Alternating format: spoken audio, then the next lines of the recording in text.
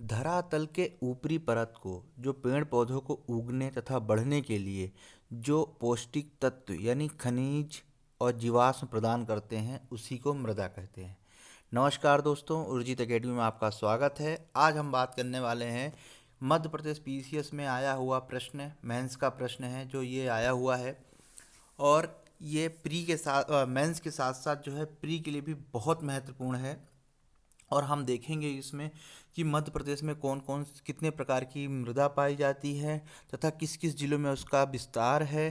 साथ ही हम ये देखेंगे कि मृदा संरक्षण कैसे करना है या उसके क्या क्या उपाय हैं। तो चलिए शुरू करते हैं मध्य प्रदेश में मृदा। दोस्तों, एक प्रश्न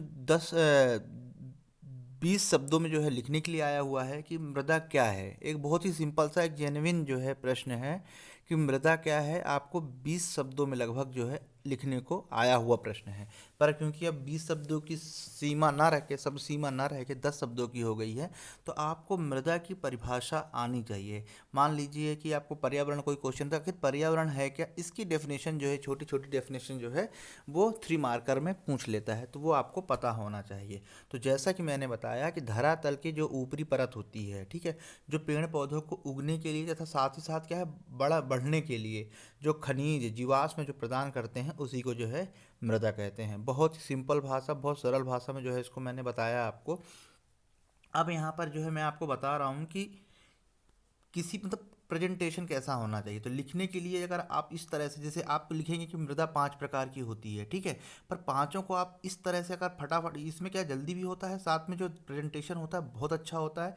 और इसमें जो है आप आसानी से जो है देख पा रहे हैं, जैसे मैंने यहाँ पे जलोढ़ मृदा बताई, काली मृदा बताई, छल कछारी मृदा, लाल पीली मृदा और मिश्रित मृदा।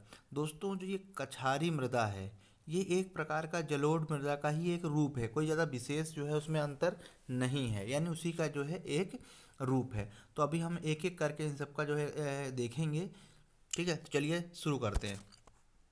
सबसे पहले ये मैंने मैप बनाया हुआ है। मैप में ये बताने की कोशिश कर रहा हूँ कि कौन सी मृदा कहाँ पाई जाती है, जिससे कि आपको याद रहे। दोस्तों, अगर आपने ये समझ लिया कि मृदा कौन सी कहाँ पाई जा रही है, किस जिले में या किस क्षेत्र में, पूर्व या पश्चिम कहाँ पाई जाती है, उससे आप ये अंदाज़ा लगा सकते हैं कि कौन सी फसल उस क्षेत्र में कौन सी उगती है। ठीक है, इसीलिए जो है मैंने फसल, मध्य प्रदेश की जो फसलें हैं, खाद्यान्न पदार्थ हैं, अनाज हैं, ये बताने से पहले जो है मैंने आपको मृदा स्टार्ट किया है। ठीक है, तो चलिए हम देखते हैं। तो जो ये वाला क्षेत्र है जिसे बोलते हैं उत्तर पश्चिमी क्षेत्र, ये जो है ये पूरा क्षेत्र जलोढ़ मृदा का क्षेत्र है। ठीक है, जलोढ़ मृदा का क्षेत्र है, साथ ही साथ ये कछारी मृदा का भी जो है क्षेत्र है, यानी कछारी मृदा जो है पाई जाती है। ठीक है, जो ऊपरी भाग है, कौन सा भाग की बात कर रहा हूँ मैं, जो ये ऊपरी भाग की जो मैं बात कर रहा हूँ, एक बार मैं फिर आपको बता देता हूँ कि जो ये क्षेत्र है यहाँ पर कछारी मृदा, साथ ही साथ जलोढ़ मृदा भी जो है यहाँ पर पाई जाती है। ठीक है, इसके बाद जो है ये क्षेत्र जो पूरा जो मालवा के तहत आता है, ये पूरा क्षेत्र, यहाँ पर काली मिट्टी पाई जाती है जिसे ब्लैक सॉयल बोला जाता है। ठीक है, काली मिट्टी पाई जाती है। दोस्तों, अब इस काली मिट्टी को जो है 3 भागों में कैटेगराइज किया गया है, पर है एक ही चीज़। अगर आप चाहें तो कैटेगराइज कर सकते हैं, ना चाहें तो ज़रूरत नहीं है, लेकिन मैं आपको बता देता हूँ कि काली मिट्टी जो है इस जो क्षेत्र में पाई गई है काली मिट्टी, तो उसको 3 भागों में जो है कैटेगराइज किया गया है। यहाँ पर साधारण काली मिट्टी कहा गया है, बीच में जो है गहरी काली मिट्टी कहा गया है, और यहाँ पे छिछली काली मिट्टी कहा गया है। ठीक है, यानी मिट्टी जैसे आप देखिए खूब गाढ़ापन रहेगा, फिर थोड़ा कम रहेगा, फिर एक नॉर्मल रहेगा, उसी प्रकार यहाँ पर भी किया गया है। तो मैं तो देखिएगा कि यहाँ जो साधारण काली मिट्टी पाई जाती है, बीच में जो वाला एरिया है, ये जो मैं डार्क कर रहा हूँ, इस एरिए में मैं, चलिए इसका दूसरे कलर से कर देता हूँ जिसको आपको समझने में जो है आसानी होगी। देखिए, सबसे पहले जो है ये पूरा क्षेत्र है जो मालवा क्षेत्र के अंतर्गत आता है। ठीक है, तो सबसे पहले जो ये मैं येलो कलर से कर रहा हूँ, ये यहाँ साधारण काली मिट्टी पाई जाती है। ठीक है, इसके बाद जो है जो ये ग्रीन वाला क्षेत्र है, ये बहुत काली मिट्टी पाई जाती है, एकदम बिल्कुल जिसे बोलते हैं गहरी काली। और जो ये ब्लैक से कर रहा हूँ, ये छिछली काली मिट्टी है। ठीक है, तो इस तरह से तीन जो है काली मिट्टी के जो है 3 प्रकार जो मैंने यहाँ पे बताया।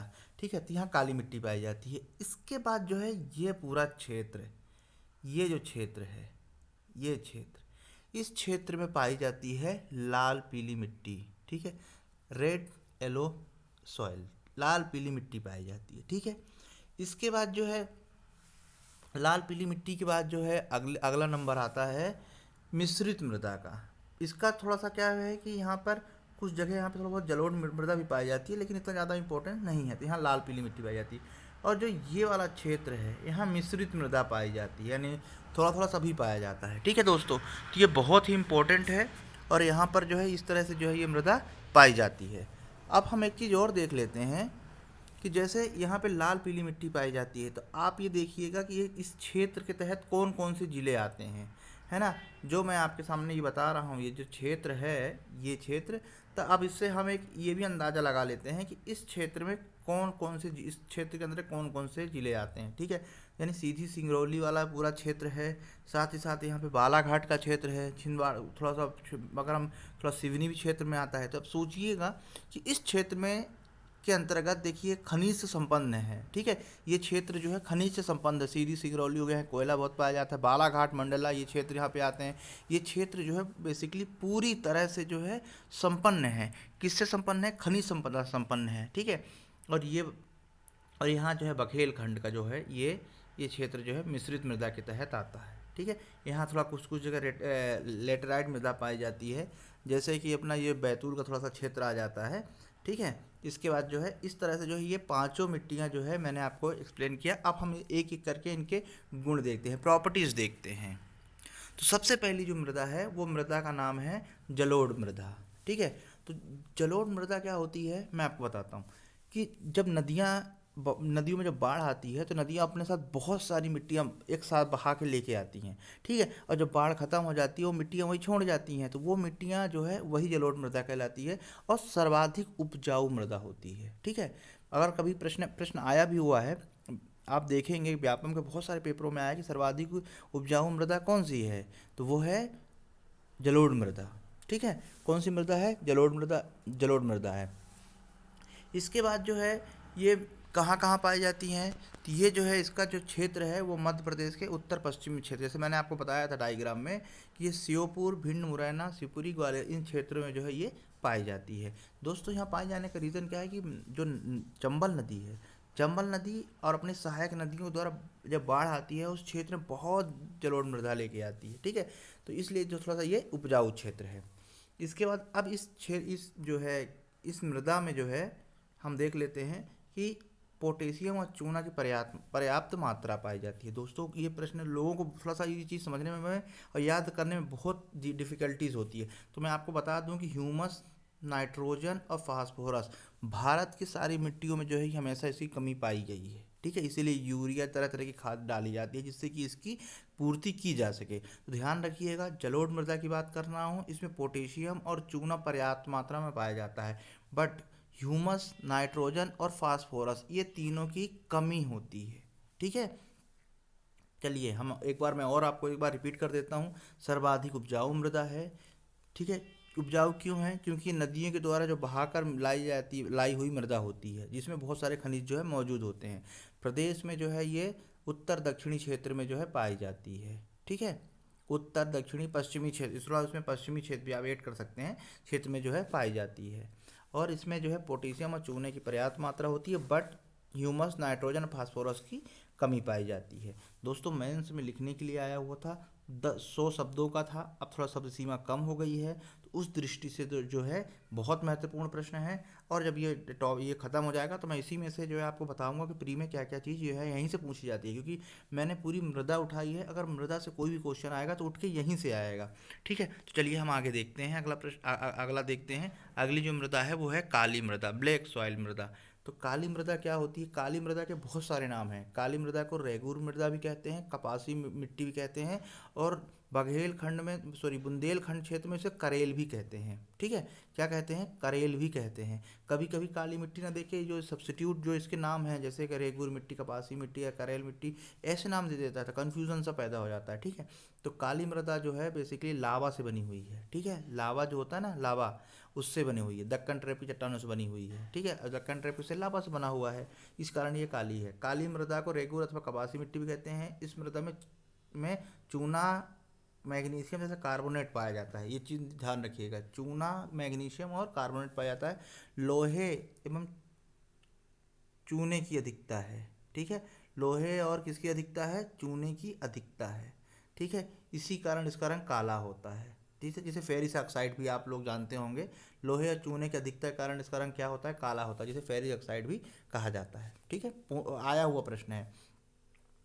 और इसकी एक विशेषता ऐसी है कि इसमें पानी जो सोखने की जो है क्षमता बहुत होती है। ठीक है, पानी सोखने की क्षमता बहुत होती है, और जैसे ही ये मिट्टी जब इसका पानी सूख जाता है तो इसमें दरारें फैल जाती है, दरारें आ जाती हैं। सूखने के बाद जो ये मिट्टी जो है इसमें क्या आ जाती है? दरारें आ जाती हैं। ठीक है, और ये जो काली मृदा है, जैसे मैंने आपको पीछे मैप में बताया था कि जो काली मृदा है, जैसे मैंने आपको यहाँ मैप में बताया था, काली मृदा पूरे मालवा क्षेत्र में पाई जाती है। इसके अतिरिक्त जबलपुर, सागर, दमोह, भोपाल, होशंगाबाद, सिवनी, इन क्षेत्रों में भी जो है थोड़ा बहुत ये पाई जाती है। ठीक है, लेकिन मालवा क्षेत्र में तो ये पाई जाती है। इसके बाद काली मृदा कपास के लिए बहुत महत्वपूर्ण है, यानी कपास सबसे ज़्यादा काली मृदा में ही होता है, इसलिए इसे कपासी मिट्टी कहा जाता है। दोस्तों, कपास जो है सबसे ज़्यादा, मैंने अभी आप उर्जित अकेडमी में जाके देख सकते हैं, मैंने पूरा भारत की जो मुख्य मुख्य फसलें हैं, चाहे खाद्यान्न हो, चाहे क्रॉप फसलें हो, व्यापारिक फसलें हो, उन सब का वीडियो मैंने डाल दिया है उर्जित अकेडमी में, आप देख सकते हैं। मैं लिंक भी शेयर कर दूंगा आपको। तो मैंने उसमें बताया था कि जो कपास है वो सबसे ज़्यादा गुजरात में पाया जाता है, इसके बाद महाराष्ट्र में पाया जाता है। इसके पीछे रीज़न यही है कि वहाँ काली मृदा है, खासकर महाराष्ट्र में बहुत काली मृदा है। ठीक है, दक्कन टाइप की चट्टानों से क्योंकि क्षेत्र निर्मित है, और बहुत जो है काली मृदा पाई जाती है। तो काली मृदा जो है कपासी मिट्टी है। हमारे जो मध्य प्रदेश में जो कपास पैदा होता है, मालवा क्षेत्र में ही पैदा होता है। खरगोन, बुरहानपुर, इंदौर, इन क्षेत्रों में जो कपास पैदा होता है क्योंकि काली मृदा है, और उसमें जो है सबसे ज़्यादा अनुकूल है। ठीक है, इसके अलावा जो है मूंगफली, सोयाबीन, गेहूं, चना, दालें आदि भी जो है काली मृदा में जो है पैदा होता है। चलिए आगे देख लेते हैं। इसके बाद काली मृदा के सबसे ज़्यादा इसके बाद जो है काली मृदा को बुंदेलखंड में करेल भी कहा जाता है। क्या कहा जाता है? करेल भी कहा जाता है, जैसे मैंने आपको भी जो है बताया। काली मृदा में जल धारण करने की क्षमता बहुत होती है। दोस्तों, ये प्रश्न कई बार पूछा गया है कि चार मिट्टियों के नाम दे देंगे, उसमें एक पूछा जाएगा कि आखिर इन निम्नलिखित में से किन मिट्टियों में जल धारण करने की क्षमता सर्वाधिक होती है? तो वो है काली मिट्टी। ठीक है, चलिए अगली मिट्टी देखते हैं, लाल पीली मिट्टी। दोस्तों, लाल पीली मिट्टी जो है मध्य प्रदेश के संपूर्ण भाग में पाई जाती है। ठीक है, अर्थात मध्य प्रदेश के जो काली लाल पीली मिट्टी है वो पूर्वी क्षेत्र में पाई जाती है। ठीक है, पूर्वी क्षेत्र यानी बघेलखंड का जो पठार है उसमें जो है पाई जाती है, लाल पीली मिट्टी पाई जाती है। इसके अंतर्गत अनूपपुर, मंडला, बालाघाट, शहडोल, सीधी, सिंगरौली जिले जो है इसके अंदर आते हैं। शायद ये एक बार और रिपीट हो गया है, तो आप इसे थोड़ा सा सुधार लेंगे। ठीक है, ये एक लाइन रिपीट हो गई है ना, तो इसको आप थोड़ा सा आप देख लीजिएगा, मैं इसको काट देता हूँ। ठीक है, 30 क्षेत्रों में जो है पाई जाती है। लोहे के ऑक्सीकरण के कारण इसका रंग लाल होता है, ध्यान रखिएगा, बहुत महत्वपूर्ण वर्ड है ये, लोहे के ऑक्सीकरण के कारण। किसके कारण? लोहे के ऑक्सीकरण के कारण। ठीक है, ये आर्थिक रूप से बहुत संपन्न है। ठीक है, प्रश्न आया हुआ है कौन सी मृदा आर्थिक रूप से संपन्न है, क्योंकि यहाँ खनिज की अधिकता है। क्षेत्र ऐसा है, बालाघाट, मंडला, अनूपपुर, शहडोल, सिंगरौली, सीधी सिंगरौली, ये जो है खनिज की दृष्टि से बहुत संपन्न है, और यहाँ लाल पीली मिट्टी में पाई जाती है। यानी लाल पीली मिट्टी क्या हुआ? बहुत संपन्न मिट्टी है, मृदा है खनिजों के लिए। लेकिन यहाँ पर क्या है, धान की खेती होती है, मुख्यतः धान की खेती होती है। इसके अलावा बाजरा, मक्का, सरसों, ये जो है गेहूँ, ये अनाज भी जो है उगाए जाते हैं, पर धान की खेती सबसे ज़्यादा होती है। इसीलिए जो है बालाघाट जो है धान की खेती के लिए बहुत प्रसिद्ध है। इसके बाद में मेरा वीडियो आने वाला है जिसमें जो है मैं धान जितनी फसलें होती हैं मध्य प्रदेश की और कौन संबंधित राज्य हैं उसके बारे में जो है मैं बताऊंगा। तो ये जो है एक छोटा सा कि बालाघाट में जो है सर्वाधिक धान, और सिवनी में, बालाघाट और सिवनी में, पर बालाघाट में सर्वाधिक। इसके बाद हम मिश्रित मृदा देख लेते हैं। तो मिश्रित यानी जिसमें सभी मिट्टियाँ जो है इसमें मिश्रित रूप में होती हैं, उसे मिश्रित मृदा कहते हैं। ये विंध्य प्रदेश और मध्य प्रदेश के अनेक क्षेत्रों में जो है पाई जाती है। खासकर बुंदेलखंड क्षेत्र जो मैंने आपको डायग्राम से बताया था, वहाँ विशेष रूप से ये मृदा पाई जाती है।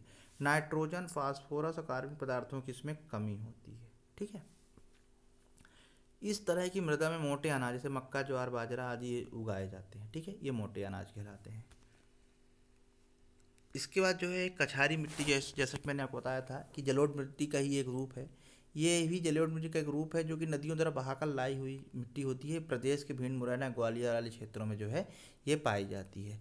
दोस्तों जो सरसों होता है, राई सरसों जो है, वो सर्वाधिक भिंड मुरैना क्षेत्र में ही जो है ये पाया जाता है। तो यहाँ पर जो है मैंने यहाँ जो है राई सरसों, गेहूँ, चावल, ये चीज़ जो है यहाँ पर आसानी से उगाया जाता है। बहुत जो है ये उपजाऊ मिट्टी होती है, ठीक है।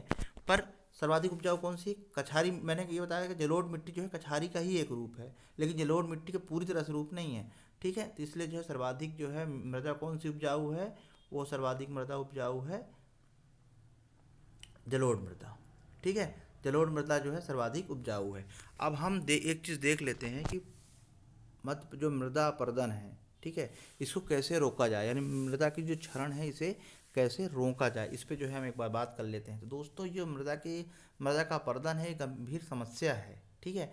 मृदा के संरक्षण के लिए मृदा का संरक्षण किया जाना अत्यंत आवश्यक है। अब इसके जो है उपाय कौन कौन से ही हुई है हम देखते हैं। तो ज़्यादा से ज़्यादा पेड़ लगाना चाहिए। दोस्तों क्या होता है, पेड़ लगाने से क्या होता है कि जो पेड़ की जड़ें होती है ना, मिट्टियों को बहने से बांध रखती हैं, ठीक है। तो आपने देखा होगा कि जो मैंग्रोव फॉरेस्ट है, मैंग्रोव वन है, मैंग्रोव क्या करते हैं, अपनी जड़ें जो है इतनी जमा के रखते हैं, और उससे क्या होता है कि सारी जो मिट्टी है एकदम बिल्कुल इकट्ठी रहती है, वो हटने नहीं पाती है। दूसरी बात है, मैंग्रोव फॉरेस्ट का काम और करता है कि जैसे जो साइक्लोन यानी बहुत तेज तेज हवा आती है तो वो अंदर प्रवेश नहीं करती, इसलिए जो है सीमावर्ती राज्यों में जो है जहाँ पे समुद्र पास में है, जैसे उड़ीसा तट पे है यहाँ और पश्चिम बंगाल में, यहाँ बहुत सारे मैंग्रोव पाए जाते हैं। तो जो मेरा कहने का इसलिए मतलब ये है कि जो पेड़ होते हैं वो मिट्टियों को बांध के रखते हैं, बहने नहीं देते, इसीलिए कहा जाता है कि पेड़ लगाना चाहिए, ठीक है। दूसरा कारण पेड़ लगाने का दूसरा कारण ये भी है कि वो वर्षा को भी आकर्षित करते हैं, क्योंकि उनकी पत्तियों में क्या होता है, नमी पाई जाती है, और जहाँ नमी पाई जाती है तो गर्मियों में क्या होता है, नमी बन के जो गर्मी और नमी मिलके जो है वहाँ वर्षा हो जाती है, ठीक है। और आपने देखा होगा जहाँ पर कांटेदार वृक्ष पाए जाते हैं तो उसमें नमी पत्तियाँ होती नहीं है या ना के बराबर होती हैं, क्योंकि पत्तियाँ ही जो है कांटों का रूप धारण कर लेती हैं, ठीक है। क्योंकि उनको उन पेड़ों को भी जीवित रहना है, तो वो जीवित रहने के लिए क्या करती हैं, उन कांटों के रूप में रूपांतरित कर लेती है, तो वहाँ वर्षा कम होती है। इसीलिए कहा जाता है कि ज़्यादा से ज़्यादा पेड़ लगाना चाहिए, बहुत सारे फायदे हैं। इसके अलावा जो है वनों की कटाई रोकना चाहिए, अर्थात इस तरह के वनों की कटाई रोकने से क्या है कि अगर हम नहीं रोकेंगे तो क्या है, मरुस्थलीकरण हो जाएगा, पूरे मरुस्थल हो जाएगा, तो जो उपयोगी उपजाऊ मिट्टी है वो क्या होगा, वो नष्ट हो जाएगी। दोस्तों देखिएगा कि विश्व में जिस कंट्री में मृदा या मरुस्थलीकरण है वहाँ वो देश विकसित नहीं हो पाए। मैं कुछ छोड़ के दुबई को छोड़ के बात कर रहा हूँ। इसके अलावा और जो कंट्रीज़ हैं जैसे अफ्रीकन कंट्रीज़ हैं, ठीक है, तो वहाँ खाद्यान्न इन सब पे उन पे जो है आत्मनिर्भर नहीं है, बल्कि हमेशा जो है किल्लत ही और हमेशा भुखमरी सब चीज़ देखने को मिलती है। रीज़न यही है कि वहाँ पे जो धरती जो है वो मरुस्थलीकरण में तब्दील हो चुकी है, ठीक है। अगला पॉइंट है, पशुओं की चराई भी जो है एक समस्या है। कैसे? ज़्यादा से ज़्यादा अगर पशु अगर चरने से क्या होता है, जो उनके पैर के खुर होते हैं, खुर बोला जाता है उनके पैरों को, जो ना गैप होता है, उससे क्या होता है, जो ऊपरी परत है वो खुरचने लगती है, ठीक है। और ज़्यादा चराई करने से क्या होता है कि जो धरती होती है ना वो पूरी तरह से ओपन हो जाती है, तो उसमें जो है हवा पानी इन सब का जो प्रभाव पड़ने से वो क्या होता है, वो परत हटने लगती है, इससे मृदा अपरदन होता है, ठीक है। खेती जो है हमेशा ढाल के विपरीत करना चाहिए। जैसे अगर एग्रीकल्चर जो खेती की जाती है ढाल के विपरीत करना चाहिए। इसके पीछे तर्क ये है कि अगर ढाल के विपरीत करेंगे तो जो मृदा, अगर ढाल की सिंचाई में करेंगे तो मृदा क्या है, बह जाएगी। अगर उसमें जब सिंचाई होगी या बारिश होगी तो बह जाएगी, लेकिन अगर विपरीत करेंगे तो क्या होगा, धीरे धीरे करके वो आखिरी तक में पूरी मृदा वहाँ रुक जाएगी। इसीलिए जो है कहा जाता है कि ढाल के विपरीत दिशा में खेती करना चाहिए। झूम कृषि को हतोत्साहित करना चाहिए। झूम कृषि मतलब जो पेड़ों को काट के जो है खेती की जाती है, खासकर हमारा जो आदिवासी क्षेत्र है वहाँ पर झूम कृषि बहुत प्रचलित है, जैसे गोंड बैगा इन जनजातियों में, ठीक है। तो उसको क्या है, हतोत्साहित करना चाहिए, यानी उसको बढ़ावा नहीं देना चाहिए, ठीक है। इससे भी क्या होता है कि मृदा अपरदन रोकने में जो है आसानी होती है। और इसके अलावा जो है नदियों के किनारे से ज़्यादा से ज़्यादा पेड़ लगाना चाहिए, जिससे क्या है कि मृदा अपरद मतलब जो किनारे में जब बाढ़ आती है तो जो किनारे होते हैं उसको जो है कटने से, कटाव, जब नदियाँ बहती हैं तो कटाव होता है, तो कटाव को जो है रोका जा सके, ठीक है। दोस्तों ये शायद एक बार फिर से पुनः रिपीट हो गया है, आप इसे देख लेंगे। बहुत महत्वपूर्ण प्रश्न है दोस्तों, कई बार प्रश्न आया हुआ है। अगर मिट्टी समझ लेते हैं तो आप खाद्यान्न फसलें जो हैं, फसलों को जो है आप आसानी से समझ पाएंगे कि कौन सी फसल कहाँ होती है। अब चलिए हम इसमें से देखते हैं कि प्री में कौन कौन से प्रश्न आते हैं, ठीक है। सबसे पहला प्रश्न तो आता है कि मध्य प्रदेश में मृदा कितने प्रकार की होती है, ठीक है। तो आप बता पाएंगे किस किस क्षेत्र में कौन सी मृदा पाई जाती है, इसके माध्यम से आप बता पाएंगे, ठीक है। कि इस क्षेत्र में जो है, इस क्षेत्र में जलोढ़ मृदा पाई जाती है, यहाँ पर काली मिट्टी पाई जाती है, यहाँ पे लाल पीली मिट्टी पाई जाती है, यहाँ मिश्री मिट्टी पाई जाती है, और कुछ इस क्षेत्र में थोड़ा कछारी मिट्टी पाई जाती है, कहीं यहाँ पे थोड़ा बहुत लेटराइट मिट्टी पाई जाती है, पर ओवरऑल जो है 5 प्रकार की ही मृदा पाई जाती है, ठीक है। अगर आप इसे क्लासीफाइड करना चाहें तो कर सकते हैं कि गहरी साधारण काली मिट्टी, गहरी काली मिट्टी, और यहाँ पे आप बता सकते हैं कि ये छिछली काली मिट्टी है। अगर काली मिट्टी में ही सब पॉइंट बनाना चाहें तो आप बना सकते हैं। इसके बाद दोस्तों जो है जलोढ़ मिट्टी आ गई, तो पूछा जाता है कि सर्वाधिक उपजाऊ मिट्टी कौन सी है, तो जलोढ़ मिट्टी है। आपको ये पता होना चाहिए, कई बार प्रश्न आया हुआ है, ठीक है। इसके अलावा जो है पूछा गया है जलोढ़ मिट्टी कहाँ पाई जाती है, आप वो बता सकते हैं। जलोढ़ मृदा में कौन सी चीज़ पाई जाती है, कौन सी नहीं, तो पोटेशियम चूना की पर्याप्त मात्रा होती है, और ह्यूमस, नाइट्रोजन और फास्फोरस। याद कर लीजिए तीनों को, ये तीनों मैक्सिमम 90% मिट्टी में जो है नहीं पाया जाता, ठीक है। इसलिए ह्यूमस, नाइट्रोजन और फास्फोरस, पोटेशियम और चूना पाया जाता है। ये प्रश्न पूछा गया दोस्तों, ठीक है। जलोढ़ मिट्टी में खाद्यान्न दृष्टि सर्वाधिक उपजाऊ मिट्टी है, इसलिए इसमें जो है बहुत सारी खाद्यान्न जो है पैदा होते हैं। इसके बाद काली मिट्टी, रेगुर मिट्टी किसे कहते हैं, कपासी मिट्टी किसे कहते हैं, तथा करेल मिट्टी किसे कहते हैं, तीनों नाम काली मिट्टी का है, ठीक है। आया हुआ प्रश्न है। इसके बाद लोहे, काली मृदा किस कारण होती है, तो लोहे और चूने के अधिकतर कारण जो है, या फेरिस ऑक्साइड के कारण उसका रंग काला होता है। इसके अलावा आप ये भी बता सकते हैं कि सर्वाधिक जल धारण करने की शक्ति किस में होती है, कौन सी मृदा में, तो वो है काली मिट्टी होती है। कौन सी मिट्टी है जो दरारें पैदा हो जाती हैं, कब शुग्र में हो जाती हैं, वो काली मिट्टी है, ठीक है। ईंट जैसी कठोर हो जाती है, ये कोई प्रश्न भी व्यापम में पूछा गया है।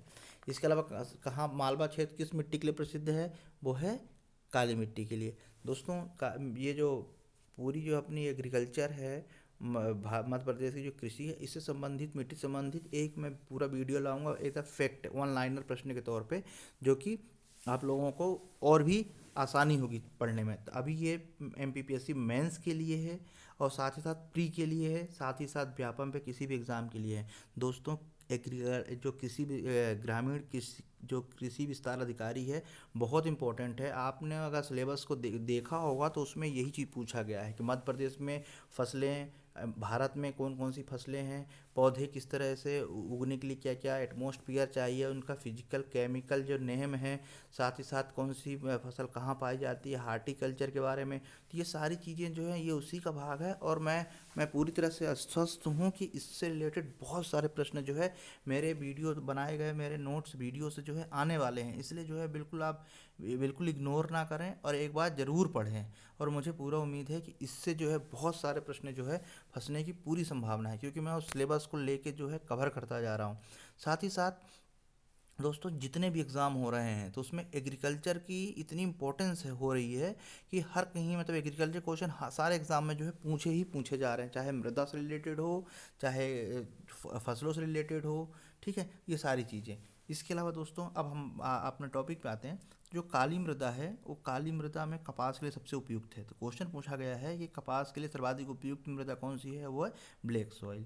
इसके बाद दोस्तों काली मृदा के बाद करेल भी इसे कहा जाता है, जल धारण करने की क्षमता भी इसमें होती है। लाल पीली मिट्टी के बारे में, सर्वाधिक आर्थिक रूप से संपन्न कौन सी मृदा है, वह लाल पीली मिट्टी कहाँ कहाँ पाई जाती है, ये देखिएगा आप, ठीक है।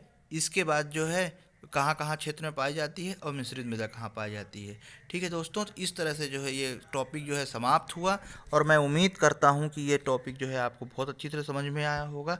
तो दोस्तों वीडियो को लाइक करें, सब्सक्राइब करें, साथ ही साथ शेयर करें, और अगर आपको लगता है कि किसी और मुद्दे पर और किसी और टॉपिक पर मुझे वीडियो बनाना चाहिए तो आप मुझे कमेंट्स बॉक्स में ज़रूर लिखें, ठीक है दोस्तों। चलिए पढ़ते रहिए, अपना स्वयं का नोट्स बनाइए। नमस्कार।